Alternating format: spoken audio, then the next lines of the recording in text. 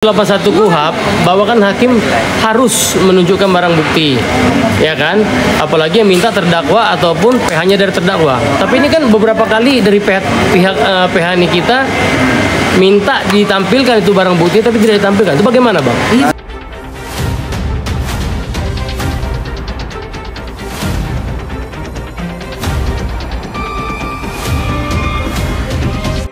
Nikita Mirzani berhasil mengaduk-aduk perasaan Jaksa Hong di sidang tanggal 2 Oktober 2025. Jadi terbukti ya beberapa kali saat memberikan pertanyaan Jaksa Hong mendadak hilang fokus dan kadang-kadang ngambek gitu ya. Bahkan ada bicaranya mulai kelihatan ada sentimen pribadi. Nah, sahabat cendol, dalam ilmu psikologi ya, ini dikenal sebagai emotional provocation atau pemicu emosi. Kalau seseorang terlalu larut ya dengan rasa tidak suka ya, maka bagian otak yang mengatur logika bisa melemah sementara. Akibatnya argumen yang harusnya tajam menjadi tumpul karena terbawa perasaan. Fenomena ini biasa disebut juga dengan bias afektif ya, di mana penilaian dipengaruhi oleh emosi bukan murni data atau fakta. Jadi jangan heran, di persidangan bukan cuma bukti hukum yang berperan, tapi kemampuan mengelola emosi juga jadi senjata. Nah, sahabat cendol, kira-kira penasaran nggak sama ulasan keterangan saksi ahli yang dibawa oleh Nikita Mirzani di sidang tanggal 2 Oktober ini?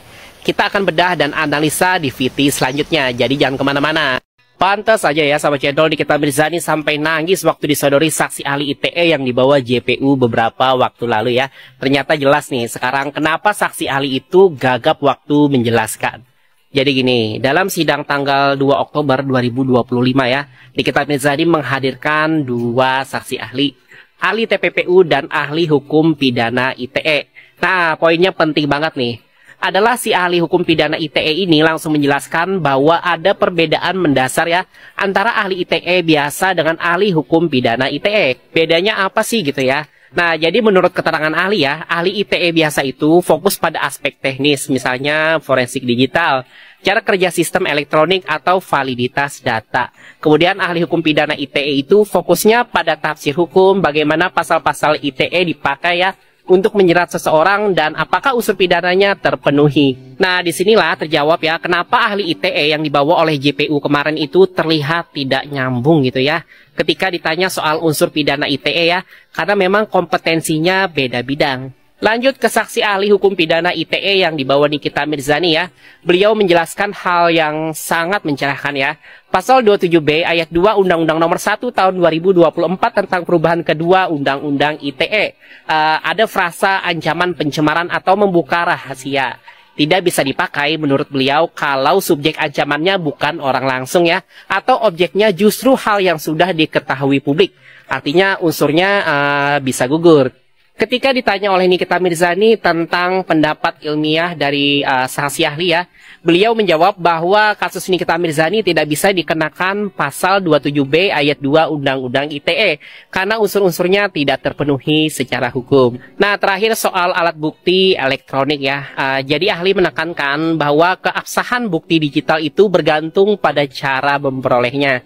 Jadi beliau bahkan menyinggung contoh nyata ya dari kasus Setia Novanto, di mana cara memperoleh rekaman menjadi sorotan utama. Jadi sahabat channel makin jelas ya kenapa perbedaan jenis saksi ahli itu penting banget ya di persidangan. Jadi sidang hari ini makin membuka mata kita ya bahwa hukum itu detail banget. Dan tafsir pasal tidak bisa asal comot. Nah, menurut netizen channel ya, secara pribadi kesaksian ahli hukum pidana ITE kali ini cukup kuat dan logis ya. Tinggal bagaimana majelis hakim menilai ya. Jangan kemana-mana, di part selanjutnya kita bakal ulas bareng-bareng saksi ahli TPPU yang juga dihadirkan oleh Nikita Mirzani. Tadi itu kan jelimet ya, jelimet itu maksudnya nggak chat-chat yang berunsur pribadi, kenapa dipertanyakan oleh UJP, kenapa gitu loh, kan nggak penting banget. Kehabisan bahan kah? Kehabisan tepung atau telur atau terigu gimana? Apa gimana? Ya pertanyaan kan diborong sama kita dari banyak. Terus? Ya mungkin tidak ada pertanyaan lagi. Makanya sampai yang menjelimet itu ditanyakan. Muter-muter pertanyaan seperti itu. Oh gitu ya. Oh ya benar Mami Ira. UJP-nya tidak. Salam dulu dah. Foto dulu bentar. Sebentar. Enggak, sholat dulu saya. Sebentar ya, nanti aku live lagi bentar. 181 KUHP bahwa kan hakim harus menunjukkan barang bukti, ya kan? Apalagi yang minta terdakwa ataupun PH-nya dari terdakwa. Tapi ini kan beberapa kali dari pihak PH kita minta ditampilkan itu barang bukti tapi tidak ditampilkan. Itu bagaimana, Bang? Nanti kita udah dijawab. Nanti kita yang akan menampilkan sendiri. Oh gitu. Ada beberapa rekaman yang nanti kita minta untuk diputarkan. Coba Oke. diulang, Bang. Bang, diulang, Bang. Ya. Ada beberapa rekaman yang Enggak diulang pertanyaannya. Kan ada beberapa rekaman. habis sholat. Ada beberapa. Ya makanya sebentar bagi tanya ya. Balik lagi. Aku tanya ulang ya Bang ya. Menurut pasal 181 KUHP Bang, di ayat 1 ayat 2, bahwa hakim itu kan harus menunjukkan atau menampilkan barang bukti dalam persidangan apabila diminta oleh terdakwa dan pihak PH terdakwa jika dibutuhkan. Nah, pertanyaannya Bang, kan kemarin dari pihak PH kita sudah meminta. Kan itu tidak ditampilkan Bang. Itu bagaimana Bang? Bro Bang. sekarang kita menampilkan. Dari tadi kita mengajukan sekitar 57 ya. Iya. 57 dari salah satunya nanti adalah rekaman. Oke. Berarti hari ini Bang ya? Hari ini Hari ini kita ditampilkan Bang ya? Oke Bang Ali, terima kasih. Udah, Bang. Jadi netizen, hari ini akan ditampilkan bukti rekaman dan bukti percakapan. Oke guys. semangat. Semangat terus. Ini kita bebas ya Bang ya? Nih kita bebas. Buat pendukung Nikita semangat ya, selalu berdoa karena 3 kali sidang lagi selesai insya Allah tanggal 28 sana Mas. Belum dong. Belum ya? Ini kan bisa jadi ditunda, bisa jadi enggak, kan kita nggak tahu. Ya. Tapi kalau sesuai dengan jadwalnya ya sekarang keterangan terdakwa, minggu depan tuntutan, minggu depannya lagi pledoi, minggu depannya lagi replik, terus duplik, baru putusan berapa? 4 kali dong. 6 kali. Oh, 6 kali. 6 kali. Seminggu aja Iya, tapi nanti di seminggu itu ada yang 2 kali. Kalau nggak salah ada yang Senin dan Selasa, bahkan sampai Kamis. Oh. Siap. Makanya mungkin ada seperti itu. Oh ya, pokoknya Ini live ya?